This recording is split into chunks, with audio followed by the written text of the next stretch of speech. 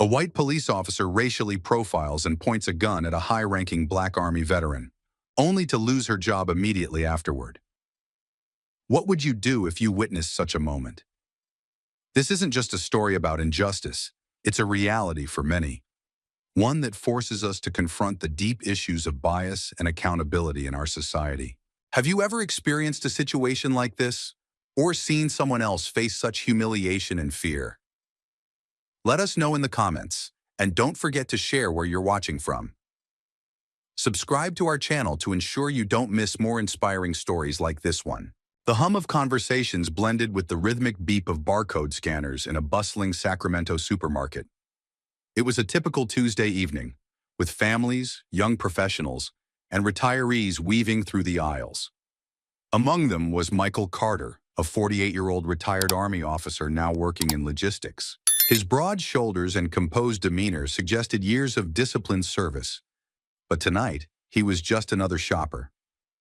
Dressed casually in jeans and a navy sweatshirt, Michael was looking for almond milk and spinach for a simple dinner at home. As he reached for a carton of almond milk in the dairy section, an uneasy sensation crept over him. A sense of being watched. Years of military training had honed his instincts, and Michael couldn't shake the feeling. He glanced to his left and caught sight of a woman standing at the end of the aisle. She wasn't a typical shopper. Her crisp police uniform and deliberate stance immediately stood out. Her gaze was fixed on him, unflinching and sharp. The badge on her chest identified her as Officer Jessica Hayes. Michael gave her a polite nod, expecting her to move on or turn her attention elsewhere. She didn't. Michael took a slow breath and returned to his cart. Maybe she's just being cautious, he told himself, trying to dismiss the nagging discomfort. But as he moved toward the produce section, the weight of her stare followed him. While selecting a bundle of spinach, he discreetly glanced over his shoulder. Jessica was still there, lingering a little too close, her hand hovering near the holstered weapon on her hip. The gesture wasn't overtly threatening, but it wasn't casual either. Michael's heart rate picked up, but his expression remained calm. Years of leading soldiers in high-pressure situations had taught him to mask his emotions. He pushed his cart toward the canned goods aisle, determined to shake the tension building in his chest. However, the officer's movements mirrored his own, her presence now undeniable. She wasn't just patrolling the store, she was shadowing him. Michael stopped in the middle of the aisle, gripping the handle of his cart. He forced himself to breathe deeply.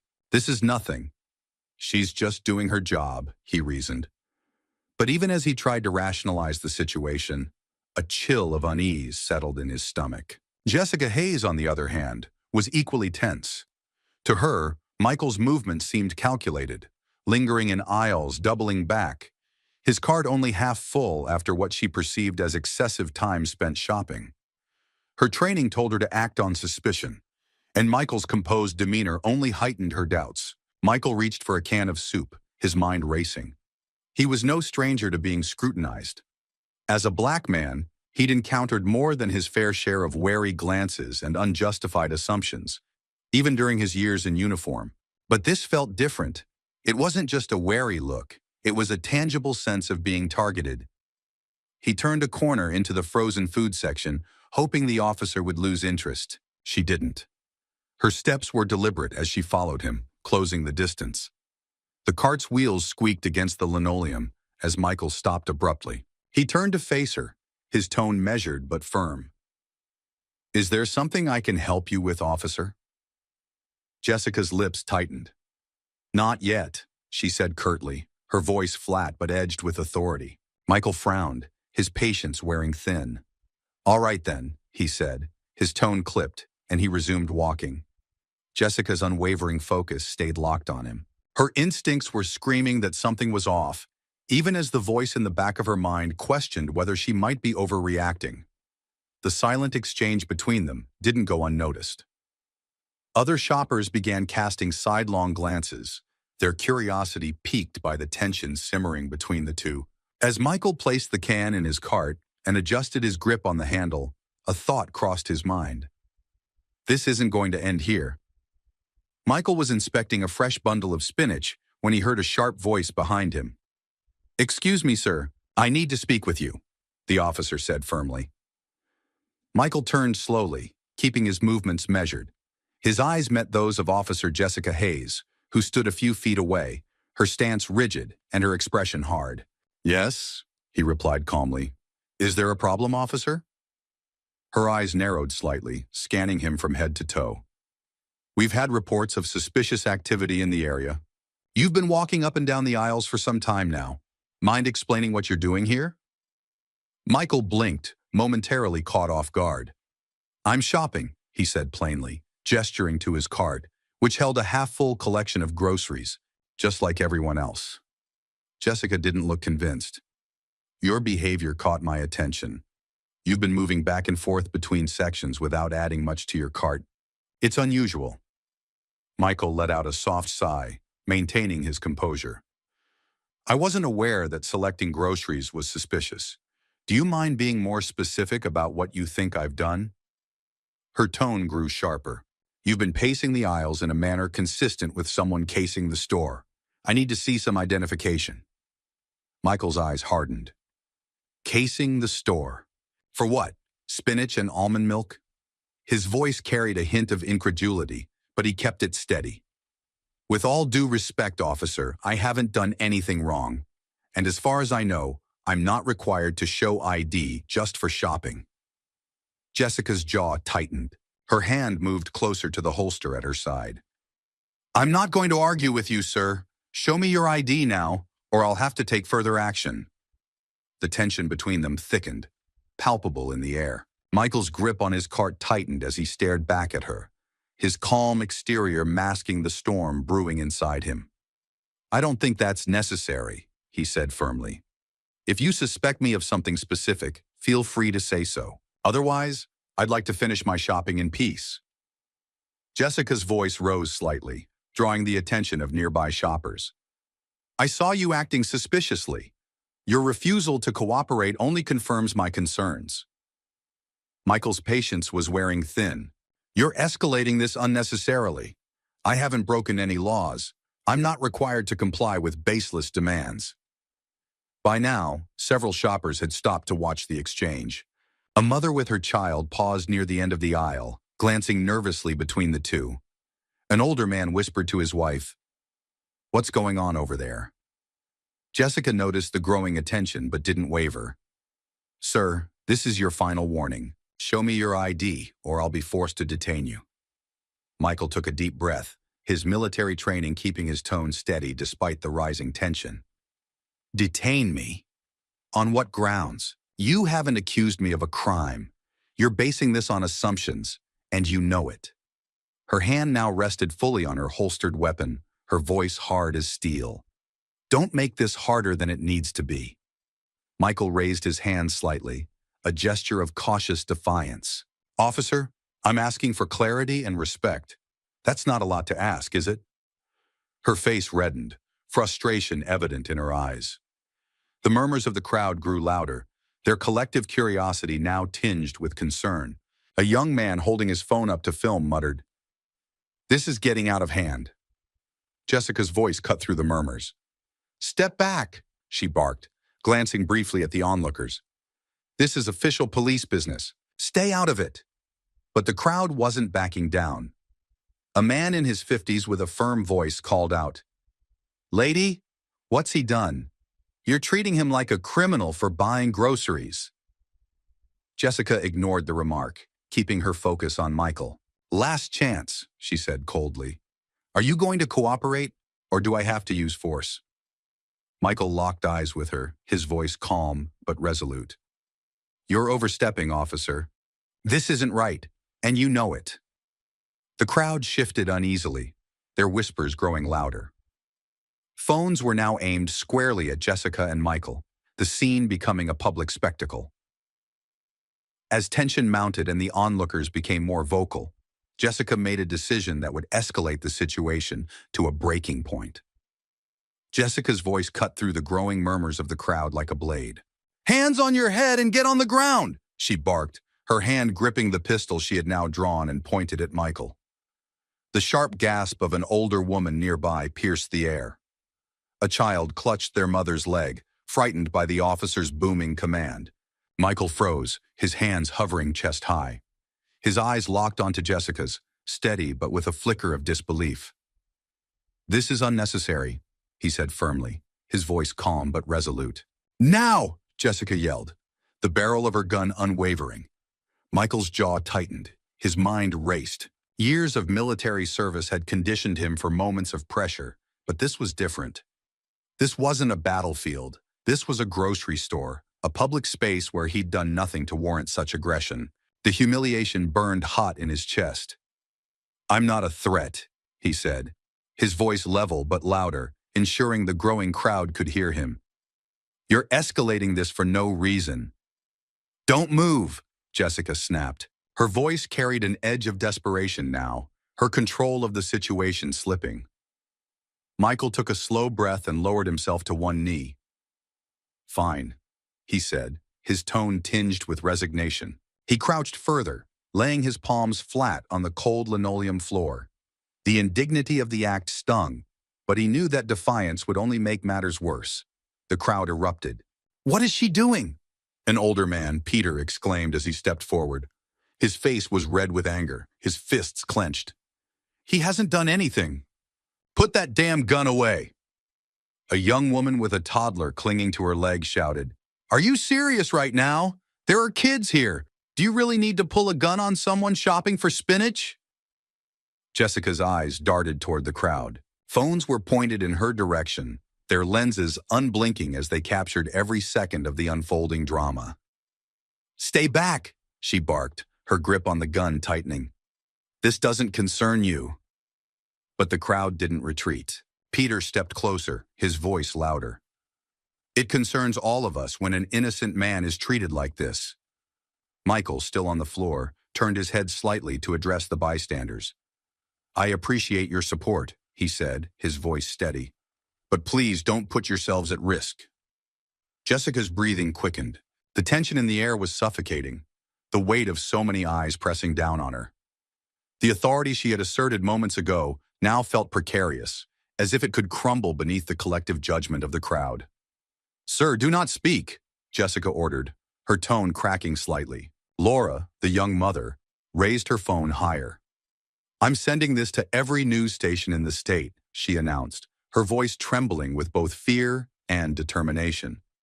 "Good," Peter muttered under his breath, standing his ground.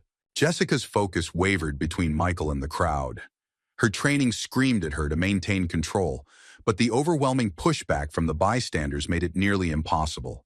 "Everyone, step back now," she shouted, her voice straining. "Or what?" Peter challenged, his arms crossed. "You're going to arrest all of us for calling out your nonsense?"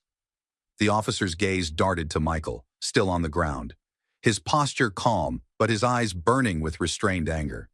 His presence, his composure, only made her feel more cornered. "Stay down," she yelled at Michael, though he hadn't moved an inch. "I'm not going anywhere," Michael replied, his voice unshaken. "But you need to step back and take a breath. This isn't right, and you know it." Jessica's lips pressed into a thin line. The murmurs of the crowd grew louder, their condemnation seeping into her resolve. "That's enough," she snapped, though it was unclear whether she was addressing Michael or the onlookers. Her gun wavered slightly as her grip faltered, and she quickly steadied it again. The older man, Peter, shook his head. "You've lost control, officer. Put the gun down before you make things worse for yourself." Michael raised his voice again, cutting through the noise.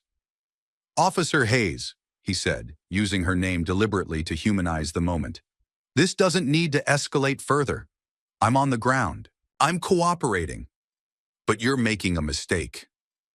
Jessica's breathing was audible now, her chest rising and falling rapidly. She was cornered, not physically, but by the weight of her decisions, the eyes of the crowd, and the cameras recording every second. The voices around her grew louder, more insistent. "Let him go! Holster your weapon! You're out of line!" Jessica took a shaky step back, her pistol still pointed at Michael. Her mind was a whirlwind, the judgment of the crowd clashing with her own instincts. She felt trapped, exposed, and on the verge of losing complete control. The situation had reached a breaking point, with Jessica's authority unraveling under the weight of public scrutiny and the tension teetering on the edge of chaos. The rising commotion drew the attention of Greg Wilson, the store manager, and Tyler, the young security guard, who both rushed to the scene. Greg's tie was slightly askew, and Tyler's expression was tense, the gravity of the situation dawning on them as they approached. "What's going on here?" Greg demanded, his tone firm as he took in the sight of Jessica holding a drawn weapon, Michael kneeling on the floor, and the increasingly vocal crowd surrounding them. Jessica didn't lower her gun. "This man is acting suspiciously," she stated, her words clipped. "I have reason to believe he's a potential threat." Greg frowned, his gaze darting to Michael, who remained calm despite the humiliation of the moment. "A threat?" "He's buying groceries," Greg said, his voice sharp. "This is a grocery store, officer, not a crime scene." Tyler stepped forward cautiously, his voice steady but tinged with urgency. "Ma'am, I've been monitoring the security cameras all evening," he said. "This gentleman hasn't done anything wrong. He's just shopping, like everyone else." Jessica shot him a sharp look. "You didn't see what I saw," she countered. "He was pacing the aisles, doubling back, watching people. It looked like he was casing the place." Tyler shook his head. "No, ma'am. I've reviewed the footage. There's nothing suspicious about his behavior." Greg crossed his arms, his frustration evident. "You've escalated this far beyond what's reasonable," he said. "You're scaring my customers. If he hasn't done anything, this needs to stop now." Jessica's grip on her pistol tightened, her body stiff with tension. "I'm following protocol," she snapped. "I have the authority to act when I see a potential threat." Greg's voice grew sharper. "Protocol? Pointing a gun at a customer on the floor isn't protocol. This is excessive, and you know it. You're out of line." The murmurs of the crowd grew louder, emboldened by Greg and Tyler's intervention. "Listen to him," someone shouted. "She's completely lost it," another voice chimed in. Jessica glanced around, the pressure mounting. Her gaze flicked to the phones pointed at her, capturing every second. The weight of public judgment pressed down on her like a vice, her authority unraveling in real time. "I'm in control of this situation," Jessica said, though her voice wavered slightly. Greg stepped closer, his tone firm but calm. "No, you're not," he said bluntly. "This isn't control. This is chaos, and you're the cause of it." Michael, still on the ground, spoke up. His voice was steady, but carried a note of exhaustion. "Officer, I've complied with your orders. I've done nothing wrong. At this point, you're just proving the crowd right." Jessica's jaw clenched. Her gaze darted to Greg, then to Tyler, and finally to Michael. The crowd's condemnation, the clear statements from Tyler about the camera footage, and Greg's unwavering stance left her cornered. Tyler took a cautious step forward. "Officer, you don't need to do this. Let him up. This situation doesn't warrant this level of force." Jessica hesitated, her hand trembling slightly on the gun. The crowd's murmurs swelled into a chorus of demands. "Holster the weapon. Let him go. You're making it worse for yourself." Finally, Jessica exhaled sharply and took a step back. Slowly, she lowered her weapon and holstered it, though her expression remained defiant. "You're free to go," she said curtly, not meeting Michael's eyes. Michael rose to his feet, brushing off his knees. His movements were deliberate, his gaze calm but piercing. He looked at Jessica and said evenly, "Free to go? After what you just put me through? You should be the one explaining yourself, not me." Jessica's lips tightened, but she didn't respond. Instead, she turned and walked toward the store exit, ignoring the murmurs and phones still recording her every move. Greg turned to Michael, his voice heavy with apology. "I'm so sorry about this, sir. This should never have happened." Tyler nodded in agreement, his expression earnest. "If there's anything we can do..." Michael held up a hand to stop them. "It's not your fault," he said quietly, his voice carrying the weight of frustration and exhaustion.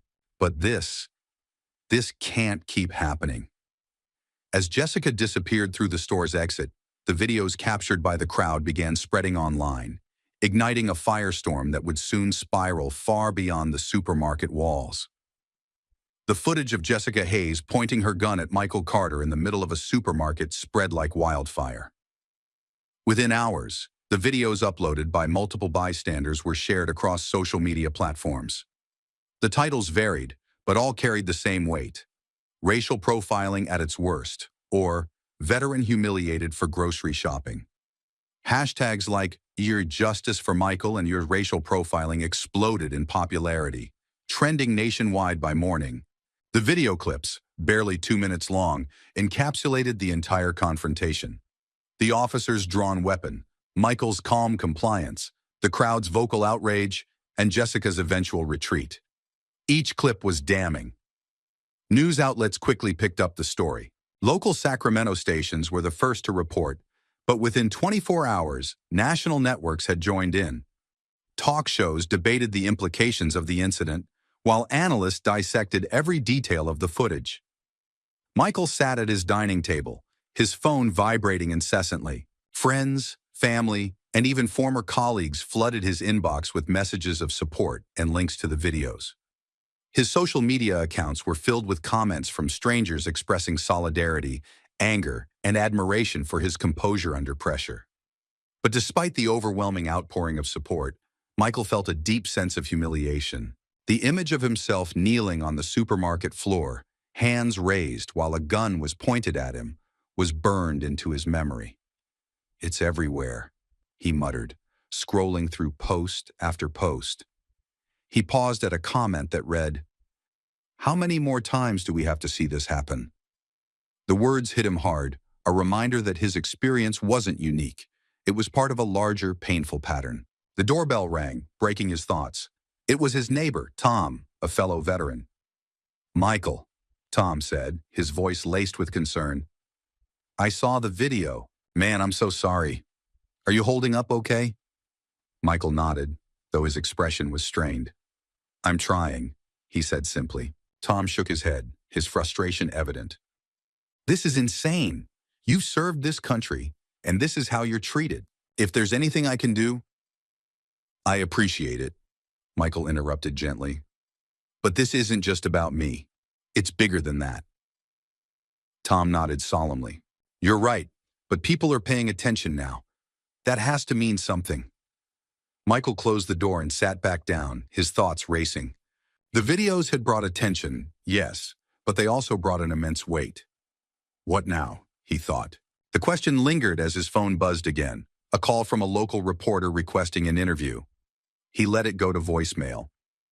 Michael wasn't ready to speak publicly. The humiliation, anger, and exhaustion were too fresh. Yet he knew he couldn't ignore what was happening. Across town, the Sacramento Police Department was scrambling. The volume of calls and emails they received in the wake of the viral videos was unprecedented. Activists, civil rights organizations, and enraged citizens demanded answers. Statements flooded social media, tagging the department and calling for accountability. Jessica Hayes' name was quickly identified and circulated online.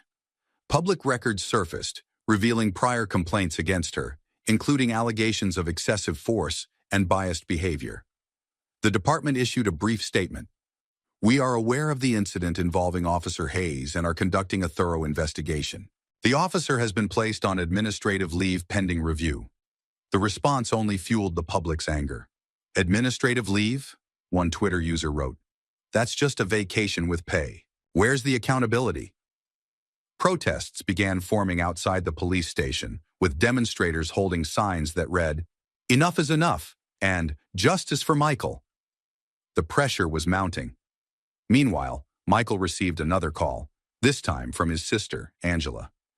"Michael," she said, her voice urgent, "you need to speak up. People are rallying behind you, but they need to hear your side of the story." Michael hesitated. "Angela, I don't know if I'm ready for that." "You don't have to be," she replied.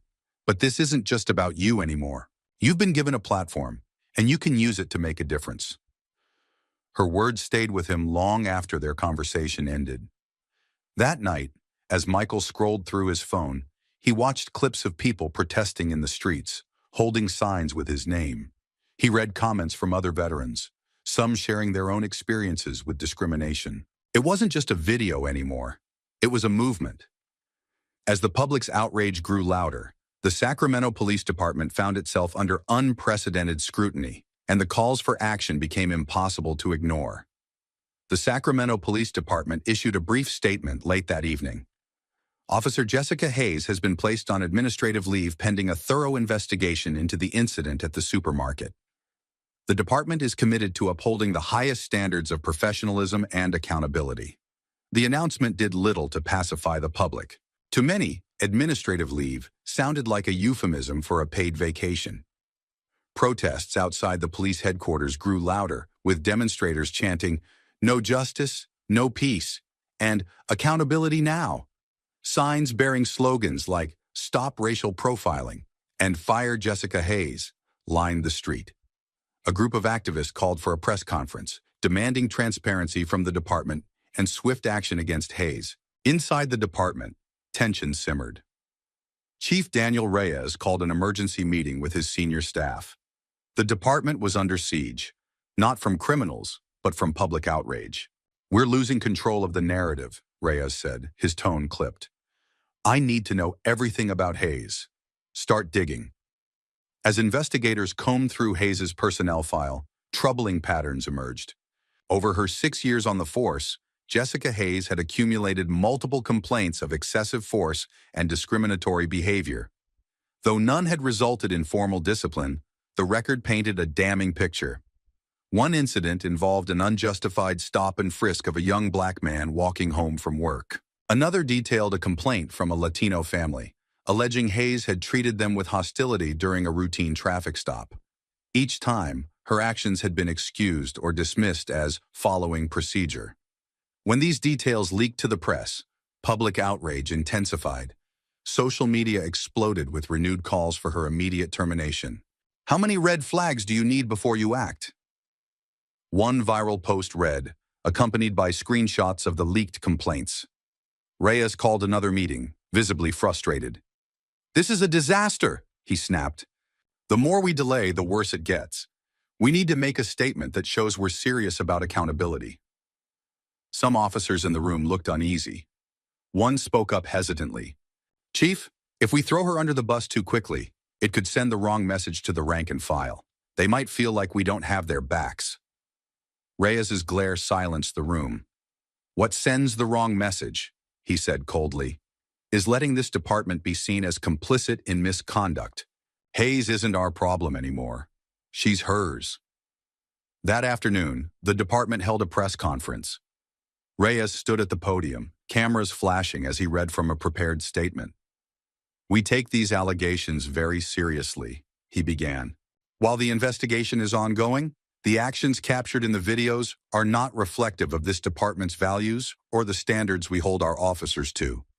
Effective immediately, Officer Hayes' administrative leave has been upgraded to unpaid suspension." The statement, while harsher, still failed to appease many. Protesters outside the station doubled in number, their chants echoing through the building. The press wasn't satisfied either. One reporter pressed Reyes during the QA session. "Chief, what do you say to those who believe this is just a PR move, that it's too little, too late?" Reyes hesitated, his frustration barely concealed. "We're committed to a thorough investigation and ensuring accountability," he replied, though his words rang hollow to many. Meanwhile, Michael Carter watched the developments from home. News channels replayed the press conference on a loop, while pundits debated whether the department was doing enough. Michael's sister Angela called again. "Michael, did you see it?" "I saw it," Michael replied, his tone measured. "They're not taking this seriously," Angela said. "A suspension? That's all?" Michael sighed. "It's not enough, but it's a start." "The pressure's getting to them." Angela was relentless. "You need to speak up. People are looking to you. They're waiting to hear your voice."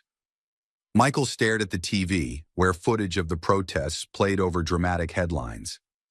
Angela was right. He couldn't stay silent. With the department scrambling to regain control and the public demanding more, Michael prepared to step into the spotlight and turn his ordeal into a rallying cry for change. The room was silent as Michael Carter stepped up to the podium. It was a modest venue, a community center in downtown Sacramento, but it was packed with reporters, activists, and local residents. Cameras flashed, microphones were adjusted, and all eyes turned to him. Michael stood tall, his composure steady despite the weight of the moment. His voice was calm, but carried the authority of someone who had led men into battle and weathered storms far greater than this one. "Thank you all for being here," he began, scanning the room briefly before continuing. "I want to start by saying this. I never expected to find myself in this position. I never wanted to become the face of something so painful and deeply rooted in our society. But now that I am, I have a responsibility to speak." He paused, his hands gripping the edges of the podium. "Last week, I walked into a grocery store to buy some spinach and almond milk. That's it. But instead of being treated like a regular customer, I was profiled, humiliated, and made to feel like a criminal. Why? Because of the way I look. Because someone in a position of power decided that my presence was suspicious." The audience murmured in agreement, their anger palpable. "What happened to me isn't unique," Michael continued, his voice growing firmer. "It happens every day to people who don't have cameras around to capture it. People who don't have the privilege of their stories going viral. That's why I'm standing here today. Not for sympathy, not for attention, but because this isn't just about me." He looked directly into the cameras, his gaze unwavering. "This is about a broken system that allows bias and prejudice to go unchecked. It's about the culture of fear and suspicion that turns ordinary moments into life-altering confrontations. And it's about ensuring that what happened to me doesn't happen to someone else tomorrow, next week, or next year." The room was silent again, the weight of his words settling over the crowd. "I served this country for over 20 years, Michael said, his tone tinged with both pride and frustration. "I put on a uniform and swore to protect the rights and freedoms of every American. But when I came home, when I took off that uniform, I found myself fighting a different battle, a battle for basic respect and dignity." His voice cracked slightly, but he quickly steadied it. "The truth is, this isn't about one bad officer or one bad decision. It's about a system that allows this kind of behavior to persist. It's about policies that protect those who abuse their power, and a culture that excuses discrimination as just doing the job." The audience erupted in applause, some standing, others nodding with approval. Michael waited for the noise to subside before continuing. "Let me be clear," he said, his voice cutting through the room like a blade. "This isn't about hating the police. This isn't about vilifying an entire profession. It's about accountability. It's about ensuring that the people we trust to protect us are held to the highest standards, and that they are trained to see us as people, not threats." A reporter raised a hand, interrupting the moment. "Mr. Carter, what do you say to those who argue that Officer Hayes was just doing her job?" Michael didn't hesitate. Doing her job? Pointing a gun at an unarmed man kneeling in a grocery store? Harassing someone without cause? If that's considered doing her job, then the job needs to change. Period. The room buzzed with approval, and Michael pressed on. "We need reforms. Real, systemic reforms. That means better training, stronger accountability measures, and policies that prioritize community engagement over confrontation. It means addressing the biases that officers bring into their work, whether they realize it or not." He leaned forward slightly, his tone softening but no less powerful. "But it's not just about the police. It's about all of us. Bias isn't confined to a badge. It's in our schools, our workplaces, our neighborhoods. If we want to see change, we have to start with ourselves. We have to challenge the stereotypes we hold and the assumptions we make about others." Michael straightened, his voice rising again. "What happened to me was humiliating. Yes, it was painful. But if that pain can spark a conversation, if it can lead to change, then it wasn't for nothing." The applause was deafening this time, the crowd standing as one to acknowledge his courage and clarity. Michael waited for the noise to settle before delivering his final words. "I'm asking you all to stand with me, not for me, but for everyone who has ever been silenced, for everyone who has ever felt less than, for everyone who deserves better. Together, we can build a system that works for everyone. Together, we can demand justice, equality, and dignity for all." He stepped back from the podium, his face a mixture of resolve and relief.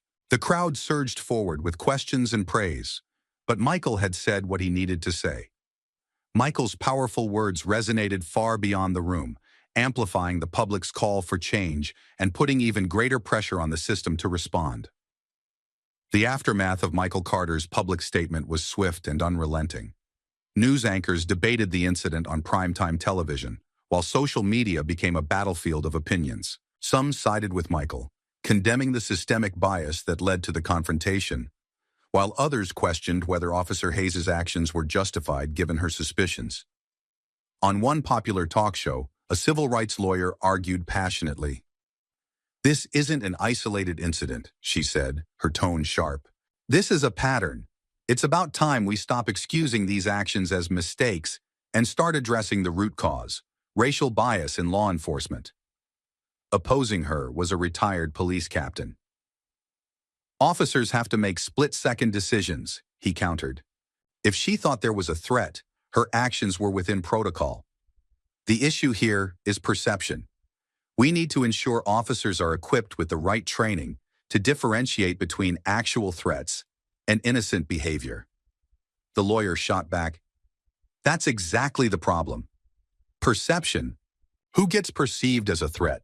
People like Michael Carter, who was kneeling on the ground in a grocery store? This isn't just about training. It's about changing the culture of policing." Similar arguments flooded social media. Hashtags like Justice for Michael, End Racial Profiling, and Reform the System dominated timelines. Videos from protests across the country showed people holding signs that read, "I am Michael Carter," and "Fix the system, not the people." Amid the noise, Michael was beginning to find his footing in the role he never sought. Invitations poured in, speaking engagements at universities, interviews with national outlets, and panels discussing law enforcement reform. Though reluctant at first, Michael realized the importance of using his voice. In his first major TV interview, Michael sat across from a well-known journalist. The studio lights were bright, but his calm demeanor remained steady. "Michael," the journalist began, "you've become a symbol for change almost overnight. How does that feel?" "It's overwhelming," Michael admitted. "But it's also a responsibility I can't ignore. This isn't about me. It's about addressing a system that treats people differently based on their skin color or how they look. That's something no one should tolerate." The journalist leaned forward. "Critics argue that Officer Hayes was doing her job and that the situation has been blown out of proportion. What's your response to that?" Michael didn't flinch. "If pointing a gun at an unarmed man kneeling in a supermarket is considered doing her job, then the job is broken. And if my story feels blown out of proportion to some, maybe that's because they've never had to live it. But for millions of people, this is reality." His words were raw, and they resonated. Clips of the interview were shared widely, reigniting discussions online and on air. Activists cited Michael's calm but firm statements as a call to action, while detractors tried to shift the focus to the difficulties of policing. Michael didn't just stay in the media spotlight. He began working with local organizations advocating for police reform. At one community meeting, he stood before a small crowd of activists and concerned citizens. "We need real change," Michael told them. "Not just symbolic gestures. We need better training for officers, independent oversight, and transparency in misconduct investigations. But change doesn't start with waiting for others to act. It starts with us. Holding people accountable, educating our communities, demanding better from our leaders." The crowd nodded and clapped, energized by his words. His involvement deepened as he partnered with veteran organizations that shared his frustration with systemic bias. At a gathering of fellow retired military personnel, Michael spoke candidly. "When I served overseas," he said, "I fought alongside people from every race, every background. We trusted each other with our lives. But coming home, I faced a different kind of battle, a battle against assumptions and prejudices. That's not the country we fought for. And it's on us to make sure it becomes the country it's meant to be." Veterans in the audience stood to applaud, many shaking Michael's hand afterward. "You're speaking for all of us," one said. As the weeks went on, Michael's presence became a constant in the national conversation. He appeared at rallies, spoke at conferences, and participated in town hall meetings where he challenged officials directly. At one particularly heated event, a city council member tried to downplay the issue. "We've already implemented body cameras and diversity training," she said. "What more do you expect us to do?" Michael stood, his voice calm but commanding. "Body cameras and training are a start, but they're not enough.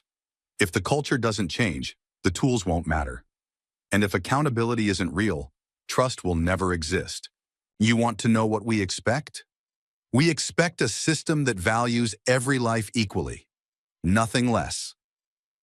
The crowd erupted into applause, forcing the council member to acknowledge the need for deeper reforms. With every speech, every protest, and every conversation, Michael Carter solidified his role as a symbol of justice, inspiring others to join the fight for a fairer system. Michael Carter's name had become synonymous with the push for change, and his inbox was flooded with messages from local advocacy groups and national organizations alike. Though he had never seen himself as an activist, he realized his voice carried weight. Reluctantly at first, but with growing conviction, he began collaborating with community leaders. One of the first groups Michael joined was Justice Reform Now, a local coalition dedicated to law enforcement accountability.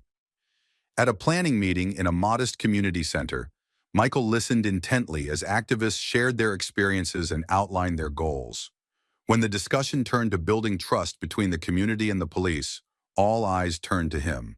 "You've been in both worlds," said Sarah Jenkins, the group's co-founder. "You've served in the military, and now you're fighting this fight as a civilian. How do we bridge the gap?" Michael hesitated briefly before responding. "The first step is honesty," he said, his tone firm. "We can't sugarcoat what's broken. We need officers to see us as people, not statistics or threats. That starts with accountability. When people feel like the system is protecting them instead of protecting itself, trust can grow." His words struck a chord. Sarah nodded, her expression resolute. "Then let's make that our focus, pushing for independent review boards and transparency in misconduct cases."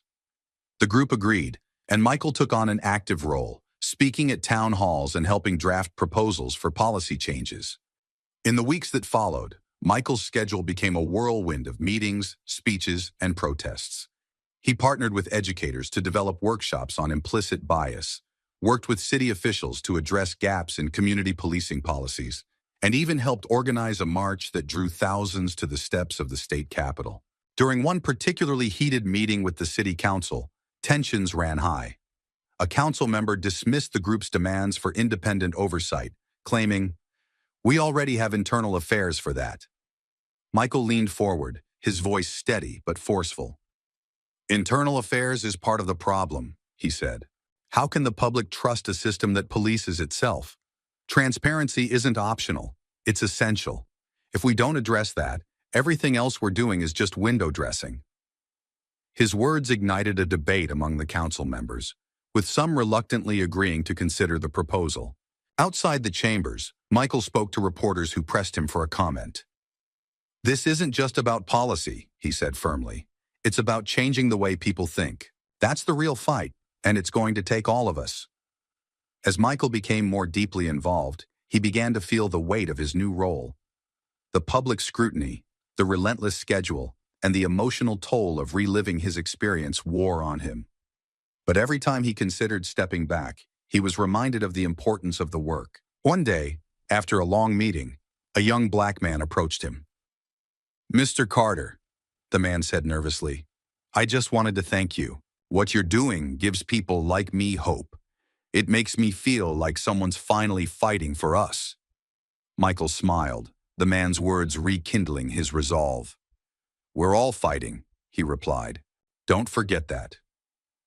Despite his growing confidence as an advocate, Michael struggled with the shift in his identity. He had spent most of his life following orders, relying on structure and discipline. Activism, by contrast, was chaotic and unpredictable. At a dinner with close friends, Michael voiced his concerns. "I'm not sure I'm cut out for this," he admitted. "I didn't ask for this spotlight." His friend Tom, a fellow veteran, leaned in. "None of us ask for the battles we're thrown into, but we fight them anyway. You're making a difference, Michael. Don't lose sight of that." Michael nodded, taking the words to heart. The turning point came when Michael was invited to a national summit on police reform. Sitting alongside civil rights leaders, policy experts, and lawmakers, he spoke about his journey from military service to reluctant activist. "This isn't a path I chose," he told the audience, "but it's one I can't walk away from. Because this fight isn't just about me. It's about the people who came before me and the ones who will come after. It's about building a future where no one has to experience what I did." The room erupted in applause, and Michael realized that his role had evolved. He wasn't just a victim or a voice in the movement. He was a leader. With a renewed sense of purpose, Michael resolved to seize every opportunity to drive meaningful change, knowing the road ahead would be long but necessary.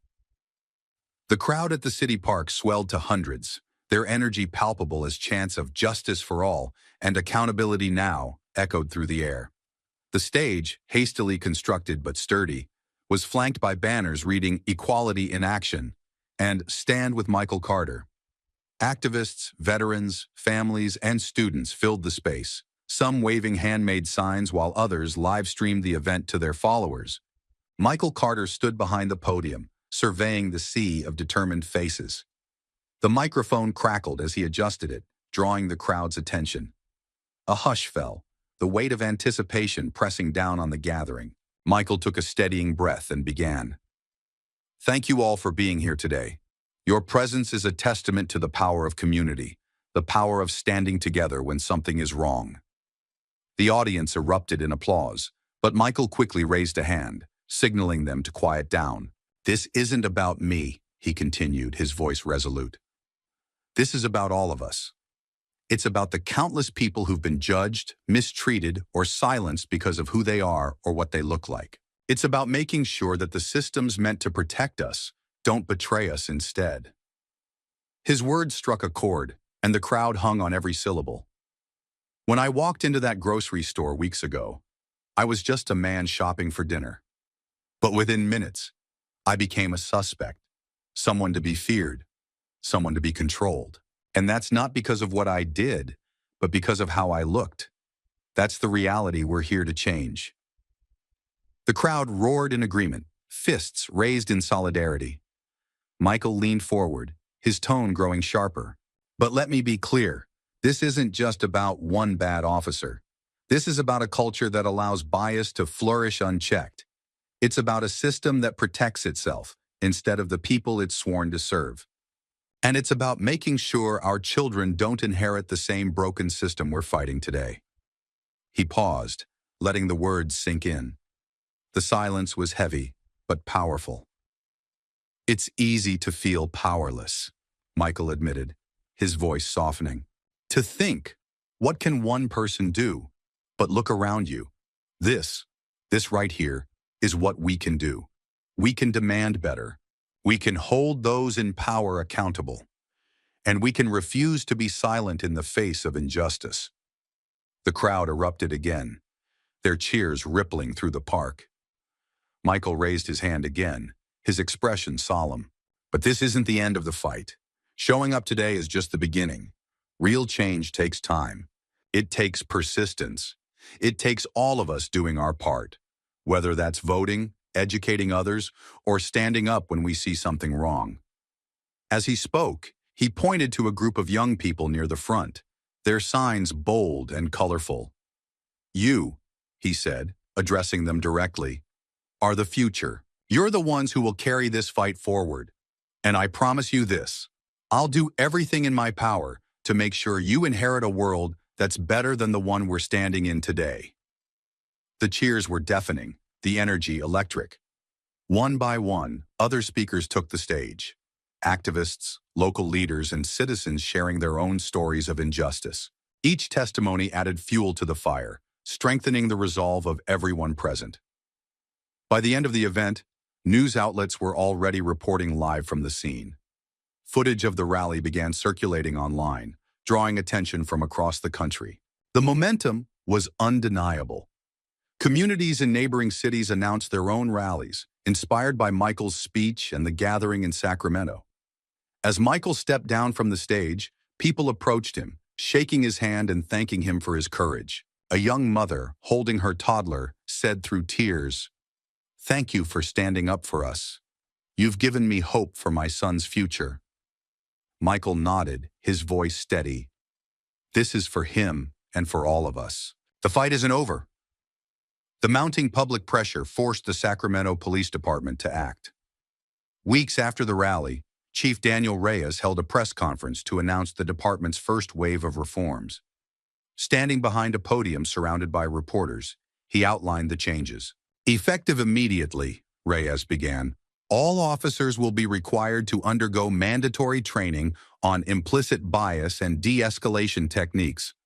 Additionally, an independent review board will be established to oversee cases of alleged misconduct. The room buzzed with questions, hands shooting into the air. A reporter asked, "Chief, why did it take such a public outcry to implement these changes?" Reyes's jaw tightened, but he maintained his composure. "This department has always been committed to improving our practices. The recent incident highlighted areas where we need to do better, and we're taking those lessons seriously." While the reforms were a step in the right direction, Michael Carter wasn't satisfied. Watching the press conference from his living room, he shook his head. This is just the beginning, he thought. Michael took to social media later that day, his post concise but powerful. Policy changes are a good start, but they mean nothing without accountability. We need to ensure these reforms aren't just words on paper. They need to create real, lasting change. The fight continues. The post quickly went viral, sparking debates across platforms. Some applauded Michael's determination, while others accused him of demanding too much. Unfazed by the criticism, Michael continued to push for deeper reforms. He met with city officials and community leaders, advocating for policies that addressed not just officer behavior, but also systemic issues. During a tense meeting with the city council, Michael laid out his demands. "Mandatory training is fine, but it's not enough," he said firmly. "We need transparency. Body cameras shouldn't just record. The footage needs to be publicly accessible in cases of alleged misconduct. And the independent review board, it needs real power to enforce consequences, not just make recommendations." One council member, visibly irritated, pushed back. "Mr. Carter, change takes time. We can't overhaul the entire system overnight." Michael didn't flinch. "Time is a luxury many people don't have," he replied. "Every day we delay, someone else could be profiled, mistreated, or worse. How much longer are we supposed to wait?" The exchange was heated but productive. By the end of the meeting, the council agreed to draft a proposal for additional oversight measures, including increased transparency and disciplinary actions against officers. Meanwhile, other cities began implementing similar reforms, inspired by the events in Sacramento. Michael's story and relentless advocacy became a catalyst for change nationwide. At a town hall meeting in a neighboring city, Michael addressed another packed room. "This isn't just about Sacramento," he said. "This is about every community that's been affected by the same issues. We need to hold our leaders accountable, no matter where we are. Change doesn't stop at city limits." His words resonated, and local leaders committed to reviewing their own policing policies. Back in Sacramento, the department's newly established independent review board held its first public hearing. The case? Officer Jessica Hayes. The board's findings were clear. Hayes's actions in the supermarket were a gross misuse of power, and she had violated department policy. The board recommended her termination, and the department acted swiftly, officially removing her from the force. The announcement was met with mixed reactions. Some celebrated it as a victory for accountability, while others argued it was a scapegoat move to placate public anger. Michael's response was measured. "Holding one officer accountable is necessary, but it doesn't fix a broken system," he said during a local news interview. "This isn't about one person. It's about ensuring the system itself doesn't allow this behavior to happen again." Despite the progress, Michael knew there was still a long road ahead. He remained deeply involved, working with national organizations to push for federal legislation that addressed broader issues like qualified immunity and racial bias in policing. One of his final speeches at a public forum summed up his mission succinctly. This fight isn't just about reforming the police. It's about rethinking how we view justice, fairness, and equality. It's about creating a system that works for everyone, not just some. Michael Carter stood at the edge of the park, the crowd from another rally dispersing around him. He watched as families packed up their signs, volunteers folded chairs, and reporters conducted last-minute interviews. The energy of the day lingered in the air, but Michael's mind was elsewhere. He reflected on the journey that had brought him here. Weeks ago, he was a retired veteran living a quiet life, focused on work and family. Now, he was a public advocate for justice and reform. It wasn't a role he had sought, but it had become one he couldn't walk away from. As the events played back in his mind, the supermarket confrontation, the viral videos, the protests, and the policy changes, Michael realized something profound. He wasn't just a victim of an unjust system. He had become a force for change, someone whose voice carried weight not because of what had happened to him, but because of what he had chosen to do about it. That realization strengthened his resolve. He understood that change didn't happen overnight, and the road ahead would be long and uncertain.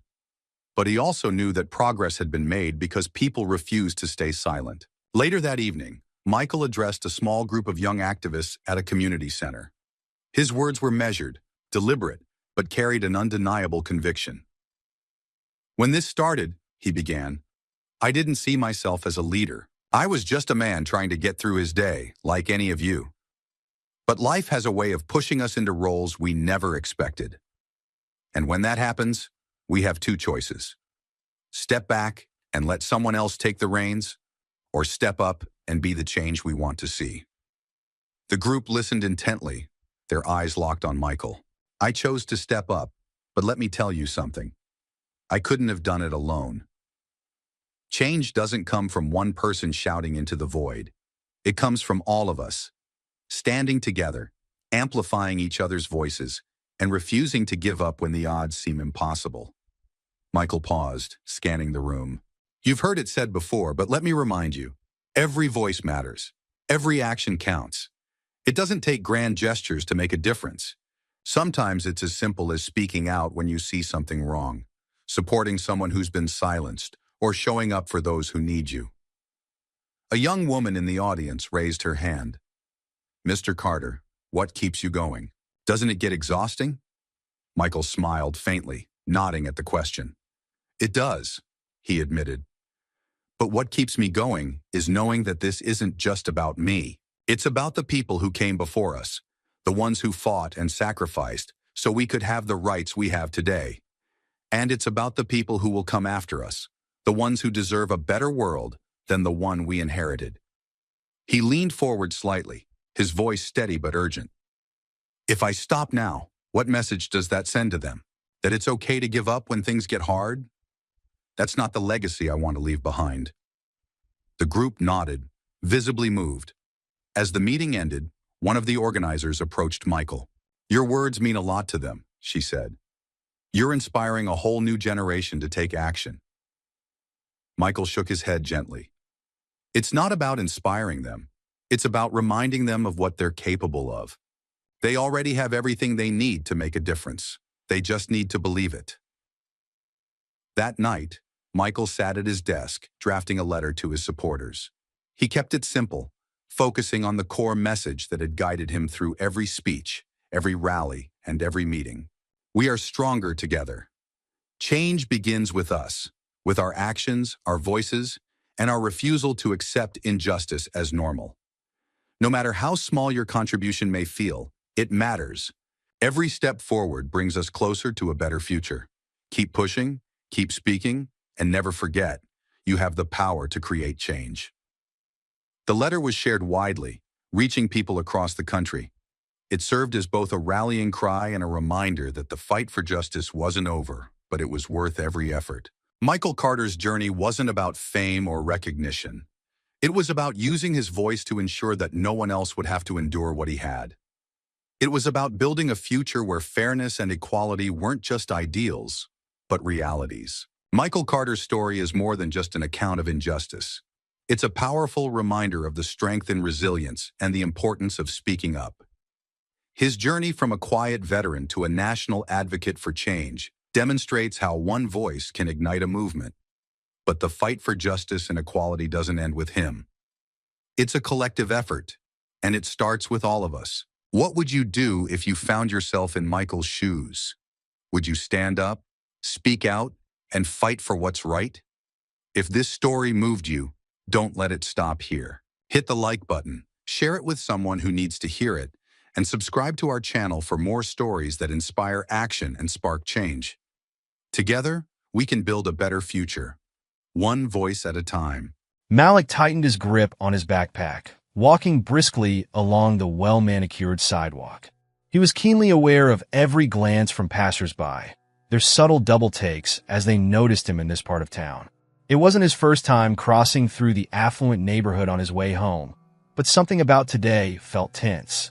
The sun was setting, casting an uneasy shadow on the polished storefronts, and he felt a growing sense of urgency to be out of there. Suddenly, the wail of a police siren sliced through the quiet evening air. Malik turned just in time to see a patrol car pulling up beside him, tires screeching to a halt. His stomach dropped. The officer stepped out slowly, taking his time, like he was savoring the moment. It was Sergeant Jack Turner, a figure Malik recognized all too well from neighborhood stories. Turner's reputation was notorious, strict, abrasive, and, as many claimed, deeply prejudiced. "Hey, kid." Turner's voice was sharp, laced with suspicion. "What are you doing around here?" Malik tried to keep his voice steady. "Just walking home, sir. I live a few blocks down." "Oh, I bet you do," Turner sneered, his eyes narrowing as he looked Malik up and down. "You think you belong here?" Malik swallowed, choosing his words carefully. "I'm just passing through, sir. I'm not causing any trouble." Turner's face twisted into a mocking smile. "Oh, I'm sure you're not causing trouble yet. See, I've seen plenty of boys like you, thinking they can stroll wherever they please like they own the place. Newsflash, you don't. And you better believe it's my job to make sure everyone knows where they belong." Malik's heart hammered in his chest. He felt a flush of embarrassment and anger, but forced himself to stay calm. "I'm not doing anything wrong, officer. Just going home." Turner chuckled darkly, leaning in close. "Going home, huh? Let me tell you something, kid. I don't care where you're going. Right now, I care about where you are. And last I checked, punks like you don't have any business here." The words stung, but Malik held his gaze steady. "I haven't done anything." Turner's eyes flashed, and he gestured for Malik to put his hands up. "Keep that mouth of yours shut and hands where I can see them. Now, what do you have in that bag of yours? Drugs? Stolen goods? Let's have a look." "It's just my school stuff," Malik said, barely able to keep the tremor out of his voice. He raised his arms, feeling his cheeks burn as Turner reached for his backpack, yanking it open with exaggerated movements, emptying the contents onto the sidewalk. Books, pens, his phone, and a crumpled sandwich wrapper scattered in the fading light. "Oh, school stuff, huh?" Turner said mockingly, kicking one of Malik's notebooks across the pavement. "Yeah, you really look like this studious type." Malik clenched his fists, forcing himself to stay quiet as Turner continued his humiliating search. Every second felt like an eternity, each glance from nearby onlookers another jab to his pride. He felt reduced, exposed, like he was something to be inspected and discarded. No one around seemed inclined to intervene. They simply watched with a mixture of discomfort and disinterest, unwilling to challenge the officer. After a long, agonizing pause, Turner straightened up, apparently satisfied that Malik had nothing suspicious in his bag. But he wasn't done. He leaned in again, his face barely inches from Malik's. "Now listen here, kid. You may not have anything illegal on you now, but I know your type. Always looking for trouble. And if you keep showing up around here, you're gonna find it. You got that?" Malik held his breath, nodding, unwilling to give Turner the satisfaction of seeing him break. "Yes, sir." "Oh, you're all respectful now, huh? Didn't seem so respectful when you started giving me lip back there." Turner's voice dripped with disdain as he shook his head. "You know what? I think a little more respect would do you some good. In fact, I think you should spend a night cooling off at the station. That should give you some time to think about the kind of trouble you might be inviting, acting the way you are." Panic flickered in Malik's eyes. "What? But I haven't done anything wrong. You can't just—" Turner's expression hardened. "I can and I will. Unless you prefer I find something to charge you with right here, right now." He emphasized each word with slow menace, his voice low and threatening. Malik felt a wave of helplessness crash over him. He glanced around, hoping someone might speak up, offer a word of support. But the street was emptying out, and those who remained turned their eyes away, unwilling to get involved. He was alone. Turner grabbed Malik's arm, his grip painfully tight. "Let's go, troublemaker," he sneered, dragging him toward the patrol car. Malik stumbled, struggling to keep his balance as Turner practically shoved him into the back seat. The door slammed shut with a loud, echoing finality, and Malik felt a surge of dread, staring out the window as the officers circled to the front. Inside the patrol car, Malik's voice was barely a whisper. "Please, can I at least call my dad? He'll explain. He'll—" "Quiet." Turner's voice was icy as he turned to fix Malik with a cold, mirthless grin in the rearview mirror. "Your dad isn't going to save you from this, kid. Maybe a night in a cell will teach you some respect." The engine rumbled to life, and as the car pulled away from the quiet street, Malik watched the world he knew disappear behind him. He fought the urge to cry, swallowing hard, determined not to let Turner see his fear. But as they drove, he couldn't shake the feeling that this was just the beginning. That tonight would be a test of everything he thought he understood about himself, his father, and the world around him. Malik shifted uncomfortably on the hard bench in the dimly lit holding cell, his arms crossed tightly over his chest as he tried to block out the icy stares of the officers passing by. Turner had dumped him here, barely saying a word, only nodding in satisfaction as he locked the cell door and left Malik alone to stew in his helplessness. It was past midnight now, and the silence of the empty station weighed on him. He kept glancing at the clock on the wall, each tick making him feel the pressing need to call home, to explain what had happened. But no one had offered him a phone call, and when he asked, Turner had just laughed. "Phone call?" Turner had sneered earlier. "You're in here for a reason, kid. Maybe try learning a little respect before you start demanding things." Malik clenched his jaw, his pride mingling with the fear gnawing at his insides. He hadn't done anything wrong. He told the truth, stayed calm, hadn't resisted. Yet here he was, treated like a criminal, with Turner's threats echoing in his mind. He wondered how his dad would react when he found out. Captain Richard Williams was known for his firm principles, respected by his colleagues and community alike. Malik couldn't imagine his father would let this slide, but without a way to reach him, he felt utterly powerless. The hours dragged by, each minute stretching as he sat alone in the cell, replaying the events in his mind. He could still feel the humiliation of Turner's words, the mocking sneer, the way he'd kicked Malik's belongings across the sidewalk. It was like every stereotype Turner had in his head about boys like him had been dumped on Malik in one brutal, humiliating encounter. Malik kept his gaze fixed on the floor, willing himself to stay calm, to not let the frustration and anger bubbling within him take over. Footsteps echoed down the hall, breaking the silence. Malik looked up, hope flaring briefly in his chest. But instead of his father, it was Turner again, holding a styrofoam cup of coffee in one hand and watching Malik with that same smirk. "Hope you're getting comfortable," Turner said, leaning casually against the bars. "Might be here for a while. Gives you plenty of time to think about where you should and shouldn't be, don't you think?" Malik stared at him, feeling the urge to respond rising in his throat. But he bit it back, knowing Turner would only twist his words, use them as another excuse to keep him here. "What?" Turner tilted his head, pretending to look concerned. "Nothing to say now? Thought you were all about talking back earlier." Malik kept his eyes fixed on the ground, refusing to give him the satisfaction of a reaction. "Oh, playing the silent game now, are we?" Turner's voice was mocking, dripping with disdain. "Fine by me. You'll get tired eventually." He took a slow sip from his coffee, letting the silence stretch uncomfortably, enjoying the power he held. After a few moments, Turner shifted, straightening up and moving closer to the bars. "You know, this might have been over already if you'd just shown a little respect," he said, feigning disappointment. "Maybe if you hadn't walked through that neighborhood acting like you owned the place, I wouldn't have had to remind you of your place." Malik's hands curled into fists at his sides, his nails digging into his palms. He forced himself to take a deep breath. Don't give him what he wants, he thought, just stay quiet. Turner raised an eyebrow, his smirk widening at Malik's silence. "You know, it's funny. Your kind always talks about wanting respect, but look at you, sitting in here because you couldn't be bothered to follow a simple rule. You think you can walk around wherever you want and no one's going to call you out." Malik swallowed, his voice low but firm. "I wasn't doing anything wrong. I was just walking home."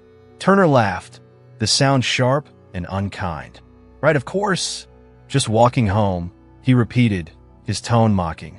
"That's what they all say, isn't it?" Malik stared at him, his expression a mix of anger and sadness.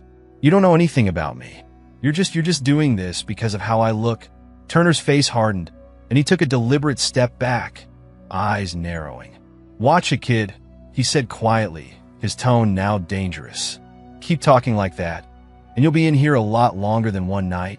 Malik fell silent again, the words sticking in his throat. He knew there was no point trying to reason with Turner. This wasn't about logic, about right or wrong. It was about power, and Turner wielded it mercilessly. Suddenly, another figure appeared at the end of the hallway. Malik's heart leapt as he saw the familiar silhouette of his father, Captain Williams, striding toward the cell with an air of barely contained fury. Turner stiffened as he noticed Williams approaching, quickly plastering on a look of fake professionalism. "Captain Williams, sir," Turner greeted, his voice slightly too eager. "Didn't expect to see you here this early." Williams ignored him, his gaze fixed on Malik, his eyes dark with worry and anger. "Malik," he said, his voice tense but gentle, "are you all right?" Malik nodded, unable to speak, his throat tight with relief. He glanced at Turner, who was shifting uncomfortably, looking between the two of them with a hint of confusion. Williams turned to Turner, his voice dangerously calm. "Sergeant, would you mind explaining to me why my son spent the night in a cell without a single phone call?" Turner's face paled, and he stammered, "Captain, there must have been some kind of misunderstanding. I was just following procedure, sir. The kid was acting suspiciously, and I thought it was best to, hold him overnight." Williams's eyes flashed with barely restrained fury. "Following procedure?" he repeated, each word clipped. "Is that what you call dragging a kid off the street with no cause, dumping his belongings on the ground, and refusing him the right to a phone call?" Turner's confidence crumbled, and he fumbled for words. "Sir, I didn't realize." "Enough," Williams snapped, cutting him off. His voice was low, but the anger was unmistakable. "You'll meet me in my office in 1 hour, and pray you have a better answer by then." Turner looked as if he'd been slapped, but he nodded, his face pale. Williams held his gaze for a long, cold moment before turning back to Malik, his expression softening. "Come on, son," he said quietly, reaching out to him. Malik stood, finally feeling the weight of the night start to lift as he followed his father out of the holding area, leaving Turner staring after them, shaken and speechless. Captain Williams guided Malik out of the holding area, his face set in a grim line, his hand resting protectively on his son's shoulder. Malik's pulse slowed as they made their way to his father's office, where the familiar surroundings, photos of family and awards on the walls, offered a small comfort. But the tension between them hung heavy in the air, unspoken questions lingering. Williams gestured for Malik to sit across from him, and for a moment he just looked at his son, his expression a mix of anger, worry, and regret. He took a deep breath, finally breaking the silence. "Malik, I'm so sorry you had to go through that. I can't believe Turner would go this far." Malik looked down at his hands, trying to keep his voice steady. "It was awful, Dad. He treated me like I was nothing, like I was some criminal." Williams clenched his fists, a flicker of pain crossing his face. "I know, and I'm going to deal with it. Turner won't get away with this." He paused, as if weighing his next words carefully. "But first, I want you to tell me everything he said and did." I need to know every detail, son. Malik nodded, his voice low but firm as he recounted the events of the previous night. Turner's accusations, his humiliating search through Malik's belongings, and the mocking words that lingered like bruises. Williams listened intently, his expression darkening with every sentence. When Malik finished, Williams sat back, a deep breath escaping his lips. I'm so sorry, Malik. Turner's behavior is inexcusable. This isn't the first complaint against him, but it's the first time he stopped catching himself. Malik looked up, catching his father's hesitation. The first time what? Williams met his son's gaze, his eyes somber. The first time I've had direct proof of what he's capable of. Other complaints were filed, but without solid evidence. It was difficult. This changes things, though. I promise you, Malik, he'll answer for this. At that moment, a knock on the door interrupted them. It was Turner, shifting nervously in the doorway, his usual arrogance noticeably absent. Williams motioned for him to enter, his face unreadable as Turner approached. Malik felt his stomach twist at the sight of the officer, but his father's reassuring presence gave him the strength to hold his ground. Turner cleared his throat, glancing warily between Malik and the captain. Sir, you wanted to see me? Williams kept his voice level, his gaze fixed on Turner. That's correct, Sergeant. I want to know exactly why you felt it necessary to detain an innocent young man overnight, especially without allowing him a phone call or any form of contact with his family. Turner straightened, attempting a defensive tone. Captain, with all due respect, the kid was loitering in a neighborhood he had no business in. I followed protocol. Williams's eyes narrowed. Protocol? You think protocol involves dumping a child's belongings on the street, humiliating him publicly, and refusing him basic rights? Turner swallowed, his bluster faltering. I didn't know he was your son, Captain. If I had... Williams's voice was deadly calm. That's exactly the problem, Turner. You didn't know, but you assumed. You assumed based on what? His skin color? His clothes? Turner's face flushed, and he stammered. Sir, I was only trying to keep the peace. Neighborhood Watch has been on alert recently, and we've been told to look out for people like Malik? Williams cut in sharply. Is that what you're saying? You're trained to look out for young black kids walking home? Turner shifted uncomfortably, casting a brief, resentful look at Malik before lowering his gaze. Sir, there have been incidents. I was just doing my job. Williams leaned forward, his gaze cold and unwavering. Let me make one thing clear. Doing your job does not mean profiling and humiliating citizens. Malik is 14 years old, Turner. A kid, and you didn't even give him the courtesy of a call. Do you realize the trauma you put him through? Turner fell silent, his mouth opening and closing as he struggled to form a response. But Williams wasn't done. He let a heavy pause hang between them, letting the weight of his anger settle on Turner. When you first joined this department, I made it clear what I stand for, Williams continued, his voice low but intense. Respect, integrity, justice. I don't care what biases you have personally, but they have no place here. I've overlooked some of your past complaints because of lack of evidence, but that stops today. This department doesn't protect officers who abuse their authority, and it never will. Turner's expression shifted to one of panic. Sir, please. I didn't mean any harm. I was just... Williams cut him off again, his voice sharp. If you didn't mean harm, then you'd treat every citizen with the same dignity and respect, regardless of their race or background. Malik wasn't the first young black boy you targeted, was he? Turner's face drained of color. He hesitated, then muttered, No, sir. Williams nodded, as if confirming what he'd already known. Thank you for your honesty. I'm ordering a full review of every complaint filed against you. Until then, you're suspended, effective immediately. Handing your badge and gun. Turner's mouth opened in shock. Sir, please, it was just a misunderstanding. I swear, I didn't mean for any of this. Enough, Turner, Williams said, his voice icy. Consider this an opportunity to reflect on why you're here in the first place. There's no room for your kind of behavior in this department. Turner stood there, visibly shaken, his gaze darting between Williams and Malik. I understand, he said, barely a whisper, as he reached for his badge and handed it over with trembling fingers. Then, without another word, he turned and walked out, his steps echoing down the hallway. Williams watched him go, his expression unreadable, before he finally turned back to Malik. "Are you all right?" Malik took a shaky breath, feeling a mix of relief, pride, and lingering anger. "Yeah, I think so." Williams came around the desk, placing a steady hand on his son's shoulder. "Malik, I promise you, I'll do everything I can to make sure this doesn't happen again. Not just for you, but for every kid out there who deserves to walk home without fear." Malik nodded, his voice soft but resolute. "Thanks, Dad. I don't want anyone else to go through what I did." Williams gave him a small, encouraging smile. "Neither do I. And that's why we're going to fight this together. No one should have to live with that kind of hate."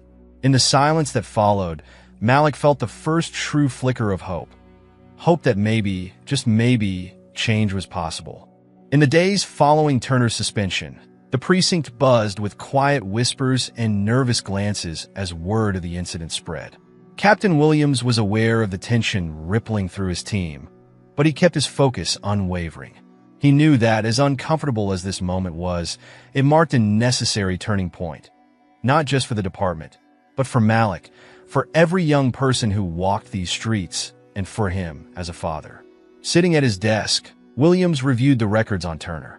Each incident, each complaint, painted a clearer picture of a man who had long abused his authority. But this time, Williams wasn't going to let procedural delays or lack of evidence keep Turner's history buried. He felt a deep resolve to use his position to challenge a culture that had allowed men like Turner to operate unchecked. Just as he was finishing up a report, a knock sounded on his office door. It was Malik, standing there with a tentative smile and a thick notebook clutched in his hand. "Hey, Dad," Malik greeted, stepping inside. "Hey, son," Williams replied, a warm smile breaking through his stern exterior. "I didn't know you were coming by." Malik shrugged, his gaze shifting around the office. "I wanted to show you something." He handed over the notebook, and Williams opened it, his eyes widening as he flipped through pages filled with detailed notes, observations, and personal reflections. Malik had been documenting everything he'd experienced, not just what happened with Turner, but the discrimination he'd encountered elsewhere, in school, on the streets, moments that had left an impression. Williams looked up, his voice quiet. "You wrote all this?" Malik nodded, fidgeting slightly. "Yeah, after what happened, I needed to get it out. And then I thought maybe it could help, you know? If people actually heard what it's like." Williams felt a surge of pride, his son's courage filling him with renewed purpose. "This is powerful, Malik. Really powerful. Have you thought about sharing it?" "I don't know. I thought maybe it could be part of something bigger," Malik said, his voice gaining strength. "Maybe other kids could write about their experiences too. And maybe it could make people see things differently." Williams felt a flicker of inspiration. "I think you're right. I know some people in the community who would be willing to help put something like this together." He smiled. "You're doing something real here, Malik. Don't underestimate the power of your voice." Just then, another knock interrupted them, and Officer Sandra Clark entered, her face filled with purpose. "Captain, can I have a word?" Williams nodded, gesturing for her to come in. "Of course, Officer Clark. Malik, do you mind giving us a minute?" Malik took his notebook and rose to leave, casting a quick look at his father before he exited. Once the door closed, Clark took a deep breath, her gaze steady. "Captain, I wanted to talk about Turner," she began, her voice low. "I've been here long enough to know what he's like, and I know I'm not the only one who's witnessed his behavior. I've seen him cross the line with young people in this community more times than I can count." Williams listened carefully, his expression thoughtful. "And you're willing to give a statement?" Clark nodded without hesitation. "Yes, sir. For too long, people here have been afraid to speak up, thinking it wouldn't change anything. But after seeing how you stood up to Turner, I think it's time we finally hold him accountable." Her words lit a spark in Williams. He realized this wasn't just about disciplining Turner. It was about setting a standard for every officer, changing the culture from the inside out. "Thank you, Officer Clark. Your voice is exactly what we need right now." As she left, Williams leaned back, feeling the weight of responsibility mixed with a newfound hope. If Malik was brave enough to share his story, If officers like Clark were willing to speak up, perhaps this department could begin a real transformation. Later that evening, Williams returned home to find Malik at the kitchen table, writing intently in his notebook. He sat across from his son, watching him for a moment before speaking. "Malik, I want you to know that this experience is making a difference. People are listening. Officer Clark, one of my best, came forward today because of you," Williams said gently. Malik looked up surprised. "Really?" Williams nodded. "Yes, it's because of what you endured that people are starting to see the problem we have here. It's not just about Turner. It's about making sure no one like him has the power to hurt anyone else." Malik closed his notebook, his expression resolute. "Then I'm glad it happened, even if it was awful. If it means things might change, then it was worth it." Williams reached across the table, placing a hand on his son's. "I'm proud of you, Malik. You've shown more strength and wisdom than most adults would in your position." Malik smiled, a flicker of confidence brightening his face. "I just want to help. I don't want anyone else to go through what I did." Over the next few weeks, Williams and Malik's efforts began to take shape. With the support of local community leaders, Malik's writings were compiled into a pamphlet titled Voices of Experience, a raw and honest look into the lives of young black teens in their city. Community members and parents began contributing stories, adding their voices to Malik's. Williams, meanwhile, focused on reforming the department's policies. With Officer Clark and others rallying behind him, he led workshops on implicit bias and the importance of building genuine trust with the community. He set up a mentorship program for young officers, emphasizing the need for empathy and fairness. Turner, now under a formal investigation, had become a cautionary tale within the precinct. His presence lingered as a reminder of what unchecked power could do, and for the first time, other officers began to reflect on their own behaviors and attitudes, realizing that the days of turning a blind eye were over. One evening, as Williams and Malik prepared for a community meeting, Malik looked at his father, a determined glint in his eye. "Dad, do you think people can really change?" he asked, his voice thoughtful. Williams considered the question carefully. "I think they can, but they have to want it, and sometimes they need someone to show them the way. That's what we're trying to do here. It might take time, but I believe it's possible." Malik nodded, his gaze steady. "Then let's keep going. I'm ready." At the community center that night, as Malik stood up to read an excerpt from Voices of Experience, he felt a powerful sense of purpose, a feeling that his story, and the stories of others, might really make a difference.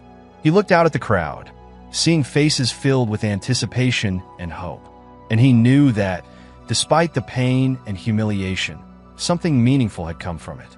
Malik took a deep breath and began to read, his voice clear and strong, unwavering. His words filled the room, resonating with everyone there, and as he spoke, he felt his own strength solidify, grounded by the knowledge that his voice mattered, that his story was now part of a larger fight for. The months that followed marked a turning point in both the community and within the precinct. Malik's pamphlet, Voices of Experience, had gained traction beyond their neighborhood, sparking discussions in schools, community centers, and even among local lawmakers. It became more than just a collection of stories. It was a wake-up call, a reminder of the daily struggles faced by young black teens, and a rallying cry for change. For Captain Williams, the transformation in the precinct was challenging but necessary. Old routines and prejudices had deep roots, and there were officers who resisted, officers who saw his reforms as meddling with tradition. But Williams pushed forward, knowing that if he wanted his son, and all the kids like him, to feel safe, he had to set an example from the inside. One afternoon, Williams found Malik waiting for him at his office, now a familiar sight. Malik's face lit up as his father entered, holding a few sheets of paper in his hands. "Dad, you have to see this," Malik said, his voice brimming with excitement. "We just got the approval for a grant to support Voices of Experience as a full program in schools around the district. They want to turn it into a curriculum." Williams took the papers, scanning them quickly. He could hardly believe it. Malik's project, born from his pain and resilience, was now a recognized part of their city's educational framework, aimed at building empathy, understanding, and respect among students. "That's incredible, Malik," Williams said, pulling his son into a proud embrace. "You did this. You made something lasting, something that can really change lives."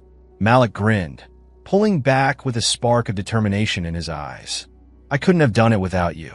All of this, standing up to Turner, speaking out, it's because you taught me to believe that things can be different." Williams felt a wave of emotion, realizing that, through all the adversity, he and Malik had helped each other become stronger. He looked into his son's eyes, his voice steady. "I'm proud of the man you're becoming, Malik. You've shown more courage than most people I know. And you're right. Change is possible, even if it starts small." As they talked, a knock on the door interrupted them. It was Officer Clark, smiling as she stepped into the room. "Captain Malik, sorry to interrupt, but I thought you both should know. Turner has been officially dismissed from the department. His file closed today." Williams and Malik exchanged a look, a mix of relief and finality settling between them. Turner's presence had haunted them both, a shadow over Malik's life and a stain on the precinct's integrity. Knowing that he would no longer have a badge or the power to harm others brought a sense of closure. "Thank you, Officer Clark," Williams said. "I know it took courage for you to come forward. You've made a real difference." Clark nodded, her gaze shifting to Malik. "It wasn't just me, Captain. Malik, what you've done here has been a reminder to all of us that we can do better. It's not always easy to speak up, but you showed us that sometimes it's necessary." Malik looked down, humbled. "Thank you, Officer Clark. I didn't want anyone else to feel the way I did that night." After Clark left, Williams turned back to Malik. "How about we celebrate this?" he suggested with a grin. "Pizza night? Your choice." Malik's eyes sparkled. "Pepperoni and extra cheese. And maybe root beer?" Williams laughed, clapping a hand on his son's shoulder. "Sounds perfect. Let's go." Later, over slices of pizza and clinking soda glasses, they talked about everything from school projects to new book ideas Malik wanted to write. It felt like a fresh start, a moment free of the tension and fear that had clouded their lives for so long. As they finished eating, Malik looked up, his expression serious. "Dad, do you think... is it possible that Turner or people like him will ever change?" Williams considered the question, his gaze steady. "I think some people don't want to change, Malik. But others, sometimes it just takes a moment, an experience, something that opens their eyes. Not everyone will come around, but that doesn't mean we stop trying." Malik nodded slowly, his voice thoughtful. "I guess that's why this work matters so much. Even if it only reaches a few people, it's still worth it." Williams smiled, feeling a deep sense of pride and hope. "Exactly. Change doesn't happen overnight, but every voice, every story, helps us move forward. And you, Malik, you're part of that change. Never forget that." In the weeks that followed, Voices of Experience launched in schools across the city, and Malik became a speaker at events, sharing his story and encouraging others to add their voices to the conversation. The program grew, drawing attention from neighboring cities who wanted to implement it in their own communities. Meanwhile, Williams continued his efforts to reshape the precinct, working with leaders and officers who believed in his vision of justice and accountability. He initiated regular training on community relations, hired diverse candidates, and set up a mentorship program where young officers could learn from respected community members, breaking down barriers and building trust. Father and son found themselves at the forefront of a movement they hadn't expected to lead, but had embraced fully. They knew there would be challenges, moments of resistance, but they faced them together, driven by a shared belief in a better future. One evening, as they sat on the porch watching the sunset, Malik looked out at the horizon, his voice filled with quiet resolve. "You know, Dad, I always thought change was something other people did. I never thought I'd be a part of it." Williams smiled, his gaze following his son's. "Change is for everyone, Malik. Sometimes it finds us when we least expect it, and other times we have to go out there and make it ourselves." Malik nodded, his eyes reflecting a new depth of understanding. "Then that's what I'll do. No matter what, I won't let people like Turner keep others from living without fear." Williams reached over, resting a hand on his son's shoulder. "And I'll be right beside you, every step of the way."